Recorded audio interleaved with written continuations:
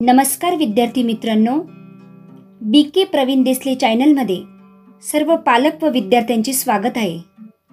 या चॅनलवर 5वी ते 10वी मॅथेमॅटिक्स या महत्त्वाच्या विषयासोबत इतर विषयांचाही व्हिडिओ अपलोड करत आहोत. तर चॅनलला सबस्क्राईब करा आणि सोप्या भाषेतील अभ्यासाचा लाभ घ्या.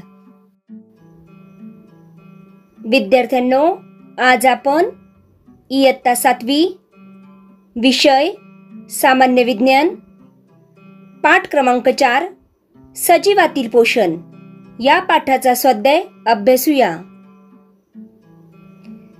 प्रश्न 1. अन्न प्रकारांनुसार वर्गीकरण करा.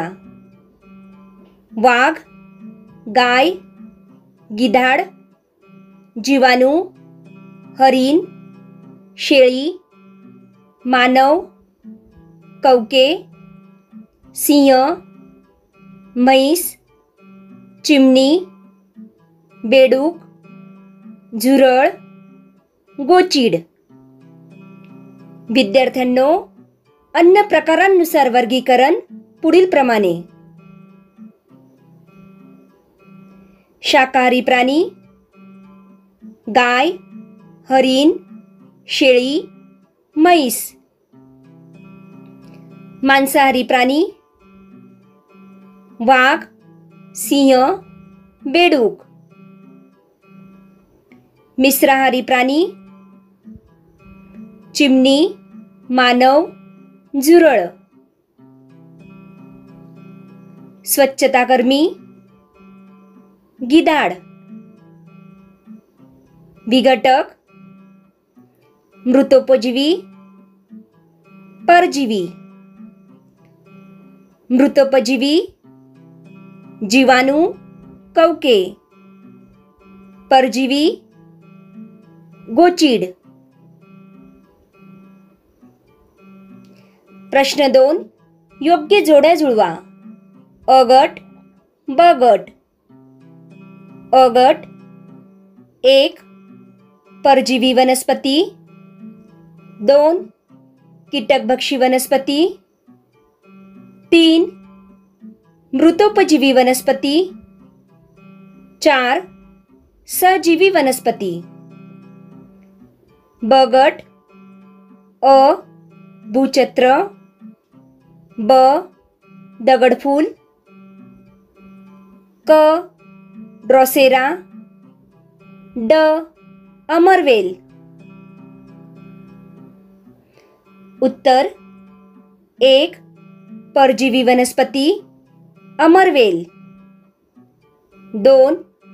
कीटकभक्षी वनस्पती ड्रॉसेरा. 3. मृतोपजीवी वनस्पती भूछत्र. 4. सजीवी वनस्पती दगडफूल. प्रश्न 3. खालील प्रश्नांची उत्तरे तुमच्या शब्दात लिहा. अ. सजीवांना पोषणाची गरज का असते? उत्तर 1. सजीवांमध्ये काही जीवन प्रक्रिया अखंडपणे सुरू असतात. 2.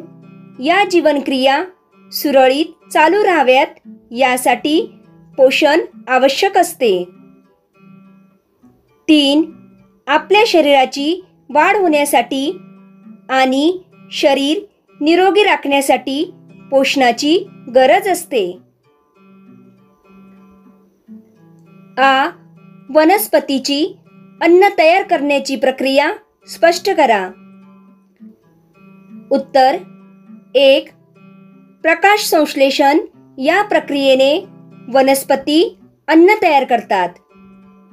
जमिनीतील पाणी, क्षार व इतर पोषक तत्वे आणि हवेतील कार्बन डायऑक्साईडचा उपयोग करून हरितद्रव्य व सूर्यप्रकाशाच्या साहाय्याने वनस्पती पानांमध्ये अन्न तयार करतात.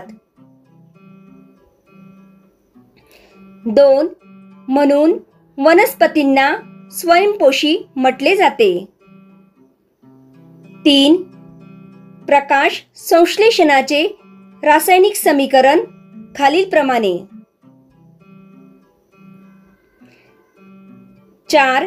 या प्रक्रियेत हवेत ऑक्सिजन सोडला जातो. ई. परपोषी वनस्पती म्हणजे काय? परपोषी वनस्पतींचे विविध प्रकार उदाहरणासह लिहा. उत्तर. 1. ज्या वनस्पतीत हरितद्रव्य नसते अशा वनस्पतींना परपोषी वनस्पती असे म्हणतात.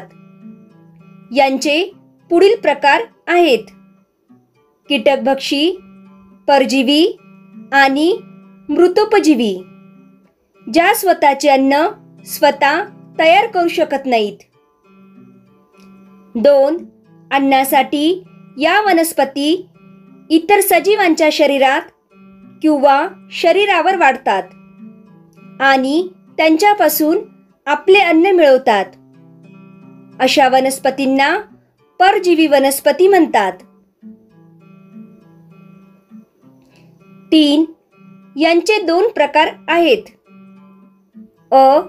अर्धपरजीवी, उदाहरणार्थ बांडगुळ.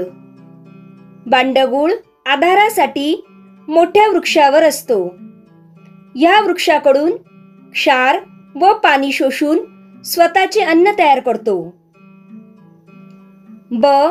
संपूर्ण परजीवी, उदाहरणार्थ अमरवेलीत अजिबात हरितद्रव्य नसते, त्यामुळे ती संपूर्णरित्या आश्रयी वनस्पतींवरच अन्नासाठी अवलंबून असते. 4. कीटकांचे भक्षण करून जगणाऱ्या वनस्पतींना कीटकभक्षी वनस्पती म्हणतात. उदाहरणार्थ घटपर्णी, ड्रॉसेरा. 5. मृतोपजीवी वनस्पती मृत अवशेषाचे विघटन करून पोषक द्रव्ये शोषण करतात. उदाहरणार्थ कवकवर्गीय सजीव. ई. प्राण्यांमधील पोषणाचे विविध टप्पे किंवा पायऱ्या स्पष्ट करा. उत्तर. प्राण्यांमध्ये पोषणाचे 5 महत्त्वाचे टप्पे आहेत. ते म्हणजे अन्नग्रहण, पचन, शोषण, सात्मीकरण, उत्सर्जन. 1. अन्नग्रहण. अन्न मुखावाटे शरीरात घेणे म्हणजे अन्नग्रहण करणे हा पहिला टप्पा आहे. 2. पचन. निरनिराळ्या विक्रांच्या साह्याने अन्नाचे रूपांतर विद्राव्य घटकात केले जाणे म्हणजे पचन. संपूर्ण पचन संस्थेत अन्नाचे पचन होत असते. 3. शोषण. या टप्प्यात पचनातून तयार झालेले विद्रव्य रक्तात शोषले जाते. लहान आतड्यात हे शोषण होते. 4. सात्मीकरण. आतड्यातील रक्तवाहिन्यात शोषलेले द्रावणीय अन्न घटक शरीरातील पेशी व ऊतींमध्ये वाहून नेणे आणि त्यापासून ऊर्जा निर्मिती केली जाणे म्हणजे सात्मीकरण होय. 5. उत्सर्जन. या शेवटच्या टप्प्यात पचन व शोषण न झालेले उर्वरित अन्न गुदद्वारावाटे शरीराबाहेर टाकले जाते. एकाच पेशीत सर्व जीवनक्रिया होणारे एक पेशीय सजीव कोणते? उत्तर. पोषणासंबंधीच्या सर्व क्रिया एकाच पेशीत होणारे प्राणी म्हणजे अमिबा, युग्लिना आणि पॅरामेशियम हे सारे एक पेशीय सजीव आहेत. प्रश्न 4. कार्नेलिया. कीटकभक्षी वनस्पतींचा रंग आकर्षक असतो. उत्तर. कीटकभक्षी वनस्पती कीटक खातात आणि आपल्या अन्नाची गरज भागवतात. असे कीटक स्वतःकडे आकर्षित करून घेण्यासाठी त्यांचा रंग आकर्षक असतो. आ. फुलपाखराला नळीसारखी लांब सोंड असते. उत्तर. कीटकामध्ये खास कार्य करणारे मुखावयव असतात. फुलपाखरू फुलातला रस शोषते, त्यासाठी त्याला नळीसारखी सोंड असते. याचा वापर करून ते अन्न ग्रहण करते. प्रश्न 5. वनस्पती आणि प्राणी यांच्या पोषण पद्धतीनुसार ओघ तक्ता तयार करा. पोषण. वनस्पती, प्राणी. वनस्पतींचे 3 प्रकार: स्वयंपोषी, परपोषी, सहजीवी.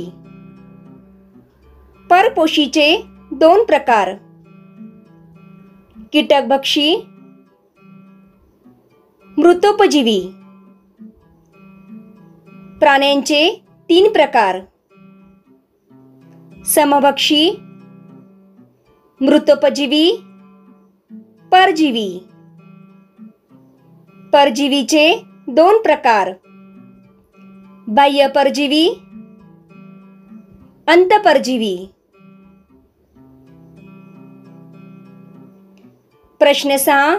विचार करा व पुढील प्रश्नांची उत्तरे लिहा. अ. आपण वेगवेगळे अन्नपदार्थ घरात तयार करतो, म्हणजे आपण स्वयंपोषी आहोत का? उत्तर. आपण जरी वेगवेगळे अन्नपदार्थ घरात तयार करीत असलो तरी ते पदार्थ वनस्पती किंवा इतर प्राण्यांनी दिलेल्या अन्नपदार्थापासून बनवतो, जसे गहू, तांदूळ किंवा कडधान्य, अंडी इत्यादी. आपण वनस्पतीप्रमाणे प्रकाश संश्लेषण करू शकत नाही, त्यामुळे आपण स्वयंपोषी नाही.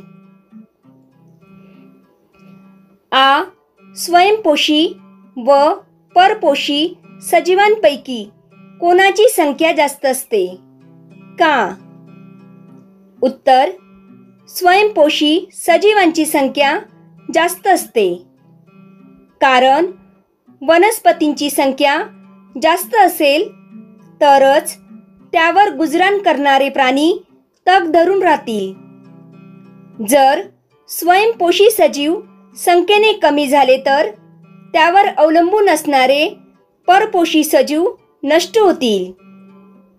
म्हणून निसर्गातील अन्न साखळीत स्वयंपोषी सजीव परपोषी सजीवांपेक्षा जास्त संख्येने असतात.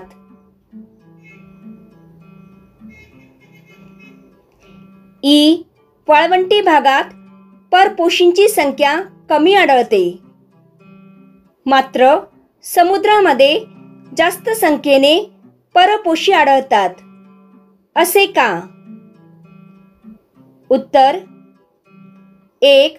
वाळवंटी भागात स्वयंपोषी कमी संख्येने असतात, त्यामुळे अवलंबून राहणारे परपोषी कमी असतात.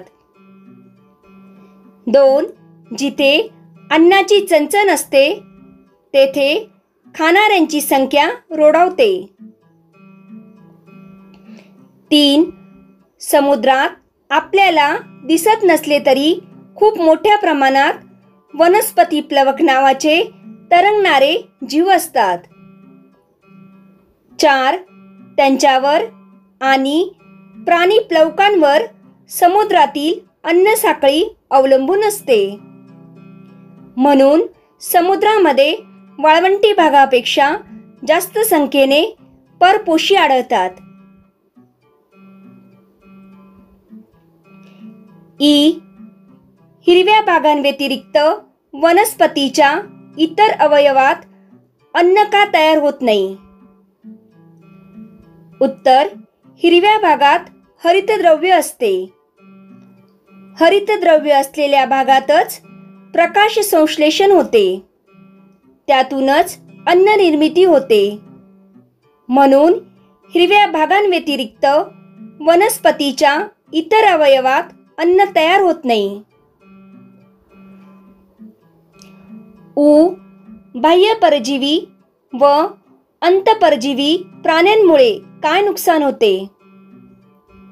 उत्तर, परजीवी प्राणी अन्नासाठी पोशिंद्यावर अवलंबून असतात.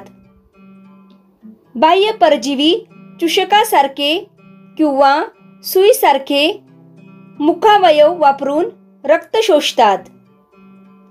उदाहरणार्थ डास, ढेकूण इत्यादी.